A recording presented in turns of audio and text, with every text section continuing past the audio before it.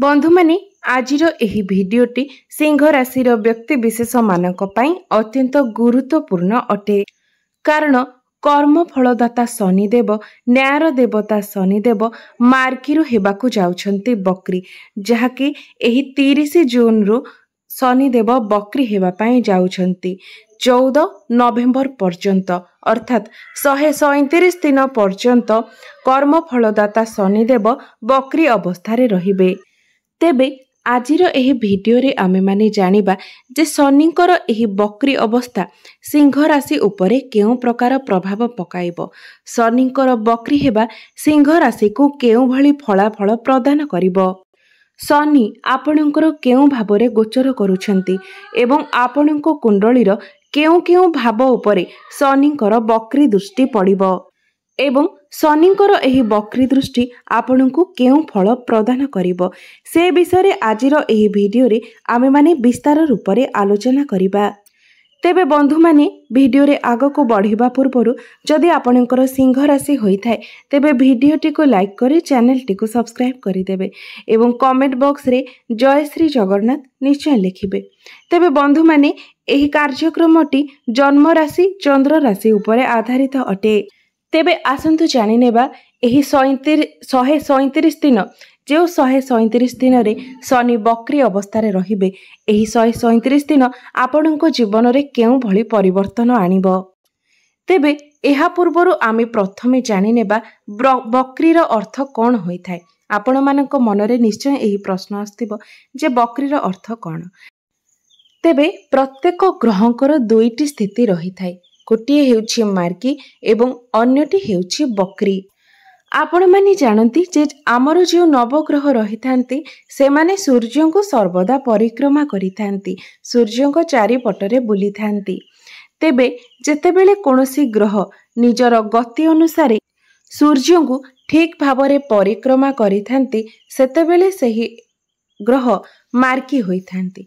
मात्र जेतेबेले कोनोसी ग्रह निजर गति अनुसारे सूर्य को ठीक भावरे परिक्रमा करि पारि न थांती, तांकर परिक्रमा धीर हो जाय थाए, सेतेबेले तांको कुहा जाय थाए बकरी। एवं सेही ग्रह जेतेबेले सूर्यंक ठारू दूरता बनाय नै थांती सेतेबेले मध्य से बकरी हो जाय थांती।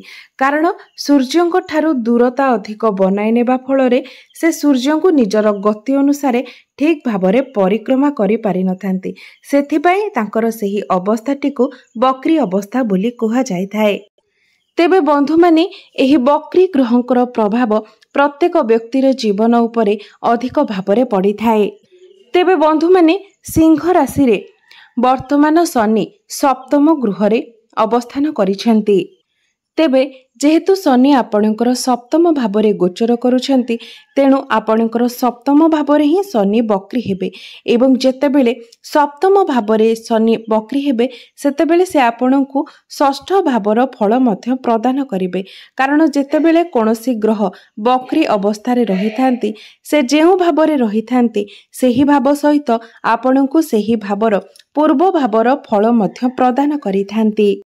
तो जेहेतु आपणकर शनि एठारे सप्तम गृहरे गोचर करुछंती तेणु से आपणको सप्तम भावर फल प्रदान करिबा सहित षष्ठ भावर फल मध्य प्रदान करिवे। तेबे बंधु माने सबुठारु बड़ कथा हेउछि जे आपणक राशि रे वर्तमान शनि 7.5 नाही किंबा शनि 2.5 प्रभाव मध्य नाही। मात्र 30 जून परे जेतेबेले आपणकर सप्तम भावरे शनि बकरी होई जिवे सेतेबेले आपण एही कथार ध्यान रखिबे जे जहा सहित आपण पार्टनरशिप करूछंती तांको सहित जेमिति आपणकर कोनोसी जुक्ति तर्क न हुए, तांको सहित जेमिति आपणकर ताळमेळ बिगिड़ी न जाए। एवं जदि आपण कोनोसी एपरि कार्य करूछंती जेउथिरे आपणकर डेली इनकम हेउछि किंबा आपण पब्लिक डीलिंग रे कार्य करूछंती तेबे सेही क्षेत्र रे आपण निजर व्यवहार एवं कथा कहिबा शैली प्रति अधिक भावरे ध्यान रखिबा उचित। कारण शनि सप्तम दृष्टि रे चंद्रमा को देखुछंती एवं चंद्रमा मनर कारक होई थांती। तेणु शनिंकर दृष्टि चंद्रमा को उपरे पड़िबा द्वारा एहा आपणकर मन को चंचल करि थाए, आपणकर माइंड को डाइवर्ट करि थाए। ଆପଣଙ୍କର ମନ ବିଚଳିତ ହୋଇଥାଏ। ଆପଣଙ୍କ ମଧ୍ୟରେ ଓଭର ଥିଙ୍କିଂ ନେଚର ଦେଖା ଦେଇଥାଏ। ଆପଣଙ୍କୁ ଯାହା ନ ଭାବିବାର ଥିବ ଆପଣ ସେହି ସମୟରେ ସେହି ସବୁ ଭାବିବାକୁ ଲାଗିଥାନ୍ତି। ଯାହା କରିବାର ନଥାଏ ଆପଣ ସେହି ସବୁ କରିବାକୁ ଲାଗିଥାନ୍ତି। ତେଣୁ ଏହି ସମୟରେ ଆପଣ ନିଜ ମନ ଉପରେ ନିଜର ବାଣୀ ଉପରେ ଅଧିକ ଭାବରେ ନିୟନ୍ତ୍ରଣ ରକ୍ଷା କରିବା ଉଚିତ। ବକ୍ରି ଅର୍ଥାତ୍ ସେହି ଗ୍ରହ ସେତିକି ପାୱାରଫୁଲ ହୋଇପାରିନଥାନ୍ତି। ସେ ଆପଣଙ୍କୁ ଯେତିକି ଫଳାଫଳ ପ୍ରଦାନ କରିବା କଥା ସେହି ଅନୁସାରେ ଫଳ ପ୍ରଦାନ କରିପାରିନଥାନ୍ତି। ସେ ଯେଉଁ ଗ୍ରହକୁ ଯେତିକି ମାତ୍ରାରେ ଫଳ ଦେବା କଥା ଫଳ ଦେବାରେ ଅସମର୍ଥ ହୋଇଯାଇଥାନ୍ତି। ତେବେ ବନ୍ଧୁମାନେ ପ୍ରତ୍ୟେକ ଜିନିଷର କିଛି ନକାରାତ୍ମକ ସହିତ ସକାରାତ୍ମକ ପ୍ରଭାବ ମଧ୍ୟ ରହିଥାଏ। ତେଣୁ ଯେହେତୁ ଏଠି ଶନି ଆପଣଙ୍କର ଷଷ୍ଠ ଭାବର ମଧ୍ୟ ଫଳ ପ୍ରଦାନ କରିବେ, ତେଣୁ ଏହି 137 ଦିନ ମଧ୍ୟରେ ଯଦି ଆପଣଙ୍କର କୌଣସି କମ୍ପିଟିସନ କ୍ଷେତ୍ରରେ ଯିବାର ଥାଏ କିମ୍ବା ପ୍ରତିଯୋଗିତାମୂଳକ ପରୀକ୍ଷା ଥାଏ, ତେବେ ସେଥିରେ ନିଶ୍ଚିତ ଭାବରେ ଆପଣଙ୍କୁ ସଫଳତା ପ୍ରାପ୍ତି ହେବ। ଏହା ବ୍ୟତୀତ ଯଦି ଆପଣ ଏହି ସମୟରେ କୌଣସି ଜାଗାରୁ ଲୋନ୍ ନେବା ପାଇଁ ଚେଷ୍ଟା କରୁଥିଲେ ଏବଂ ଯେଉଁଥିରେ ଆପଣ ସକ୍ସେସ୍ ହୋଇପାରୁନଥିଲେ, ଏବେ ସେଥିରେ ଆପଣ ସକ୍ସେସ୍ ହୋଇପାରିବେ। ଅର୍ଥାତ୍ ଆପଣ ଲୋନ୍ ନେଇପାରିବେ କିମ୍ବା କୌଣସି ବ୍ୟକ୍ତିଙ୍କ ଠାରୁ ଯଦି ଆପଣ ଋଣ ନେବା ପାଇଁ ଚାହୁଁଥିଲେ, ତେବେ ଏହା ମଧ୍ୟ ଆପଣଙ୍କର ଏହି ସମୟରେ ସଫଳ ହୋଇପାରିବ। ଏହି ସମୟରେ ଆପଣ ଗୋଟିଏ କଥାର ଧ୍ୟାନ ରଖିବେ ଯେ ଯେମିତି କାହା ସହିତ ଆପଣଙ୍କର ଶତ୍ରୁତା ବଢ଼ି ନଯାଏ। କାରଣ ଏହି ସମୟରେ ଲୋକମାନଙ୍କୁ ଏଭଳି ପ୍ରତୀତ ହେବ ଯେ ଆପଣଙ୍କ ଭିତରେ ଯେମିତି ଗର୍ବ ଅହଙ୍କାର ଭାବର ବୃଦ୍ଧି ପାଇଛି।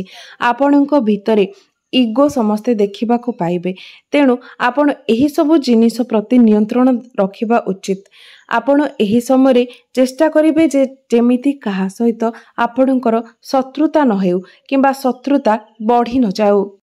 ତ ବନ୍ଧୁମାନେ ସପ୍ତମ ଭାବରେ ଶନି ଆପଣଙ୍କର ଶଶ ନାମକ ରାଜଯୋଗ ନିର୍ମାଣ କରୁଛନ୍ତି।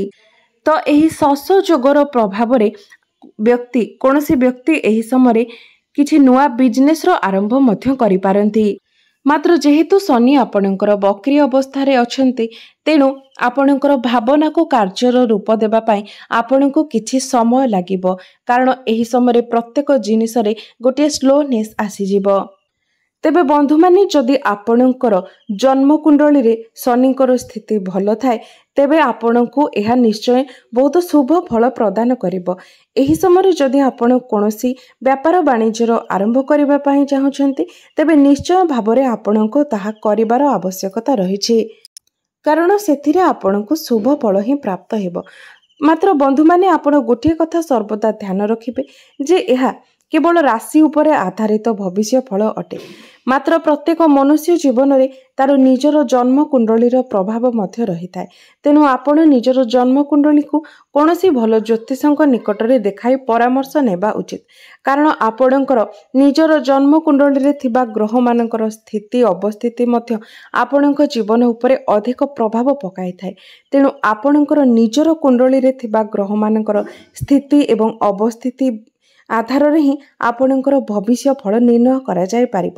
ସେଥିପାଇଁ ଆପଣ ନିଜର କୁଣ୍ଡଳୀକୁ କୌଣସି ଭଲ ଜ୍ୟୋତିଷଙ୍କ ନିକଟରେ ଦେଖାଇ ପରାମର୍ଶ ନେବା ଉଚିତ। ତେବେ ଏହି ବକ୍ରି ଶନିଙ୍କର ଦୃଷ୍ଟି ଆପଣଙ୍କର ନବମ ଭାବ ଅର୍ଥାତ୍ ଆପଣଙ୍କର ଭାଗ୍ୟସ୍ଥାନ ଉପରେ ପଡ଼ିବ। ତେଣୁ ଯଦି ଆପଣ କୌଣସି ଗୋଟିଏ ବହୁତ ବଡ଼ କାର୍ଯ୍ୟରେ ହାତ ଦେଉଛନ୍ତି, କୌଣସି ଏକ ବଡ଼ ଇନଭେଷ୍ଟମେଣ୍ଟ କରୁଛନ୍ତି, କୌଣସି ବଡ଼ କାର୍ଯ୍ୟର ଆରମ୍ଭ କରିବା ପାଇଁ ଯାଉଛନ୍ତି, ତେବେ ପ୍ରଥମେ ଆପଣ ନିଜର କୁଣ୍ଡଳୀଙ୍କୁ କୌଣସି ଭଲ ଜ୍ୟୋତିଷଙ୍କ ପାଖରେ ଦେଖାଇ ପରାମର୍ଶ ନେବା ଉଚିତ ଏବଂ ତାପରେ ହିଁ ଗୋଟିଏ କାର୍ଯ୍ୟର ଆରମ୍ଭ କରିବା ଉଚିତ। କାରଣ ବକ୍ରି ଶନିଙ୍କର ଦୃଷ୍ଟିକୁ କେବେ ବି ଶୁଭ ବୋଲି ମାନା ଯାଇନଥାଏ। କାରଣ ଏମିତିରେ ବି ଶନି ଗୋଟିଏ ପାପ ଗ୍ରହ ଅଟନ୍ତି ଏବଂ ଯେତେବେଳେ ସେ ବକ୍ରି ହୋଇଯାଇଛନ୍ତି, ସେତେବେଳେ ଆପଣ ଭାବିପାରୁଥିବେ ଯେ ଏହାର ଫଳାଫଳ କ'ଣ ହୋଇପାରେ। କାରଣ ଅଶୁଭ ଗ୍ରହଙ୍କର ଦୃଷ୍ଟି ସର୍ବଦା ଅଶୁଭ ହିଁ ହୋଇଥାଏ। ତେଣୁ ଯେତେବେଳେ ବକ୍ରି ଶନିଙ୍କର ଦୃଷ୍ଟି ଆପଣଙ୍କର ନବମ ଭାବ ଉପରେ ପଡ଼ୁଛି, ତେଣୁ ଏହି କ୍ଷେତ୍ରରେ ଆପଣଙ୍କର ଭାଗ୍ୟରେ ମଧ୍ୟ ବିଳମ୍ବ ଘଟିବ। କାରଣ ନବମ ଭାବଟି ଭାଗ୍ୟର ଭାବ ହୋଇଥାଏ। ତେବେ ଏହି ବକ୍ରି ଶନି ଆପଣଙ୍କର ଚତୁର୍ଥ ଭାବକୁ ଦେଖିବା ସହିତ ଆପଣଙ୍କର ରାଶିକୁ ମଧ୍ୟ ଦେଖୁଛନ୍ତି। ଚତୁର୍ଥ ଭାବଟି ମାଙ୍କର ଭାବ ହୋଇଥାଏ ଏବଂ ଆପଣଙ୍କର ରାଶି ଚନ୍ଦ୍ରମାଙ୍କର ଭାବ ହୋଇଥାଏ। ତେଣୁ ଏହି ସମୟରେ ଆପଣଙ୍କର ମା ଆପଣଙ୍କୁ ନେଇ ଚିନ୍ତିତ ହୋଇପାରନ୍ତି। ମାଙ୍କର पादजनित किछि समस्या देखा देई पारे, जॉइंट पेन मध्य होई पारे एवं माँ को मध्यरे आपण थकापड़ मध्य देखिबाकू पाइबे। माँ आपणकर माँ आपण को नहीं चिंतित होई पारंती, टेंशन होई पारंती। तेणु एही सब प्रति आपण ध्यान रखिबा उचित। तेबे एही समय जदि आपण निज उपरे नियंत्रण रखती, निजर कार्य निजर बाणी उपरे नियंत्रण रखती, संयमता रक्षा करती, तेबे पब्लिक डीलिंग रे जदि आपण कार्य करूछंती तो सही क्षेत्र रे बहुत भल फल प्रदान करिवो। आपणकर डेली इनकम वृद्धि पाइबो एवं बिजनेस रे मध्य आपणको शुभ फल प्राप्ति हेबो।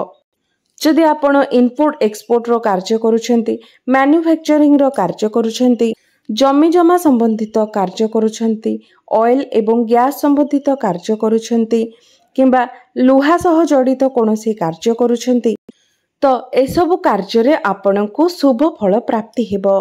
मात्र एही बकरी शनि आपणको ओवरथिंक करिबा पई बाध्य करि देई थाए, जहाँकि आपणकर प्रेम जीवन, आपणकर वैवाहिक जीवन एसबु उपरे प्रभाव पकाई थाए। आपणको आपणको मध्यरे डाउट देखा देई थाए, शंका एवं भय देखा देई थाए, आपणको डोमिनेटिंग कराई देई थाए। तेणु आपण एही समय निजर समस्त संपर्क प्रति अत्यंत यत्नशील हेबा उचित।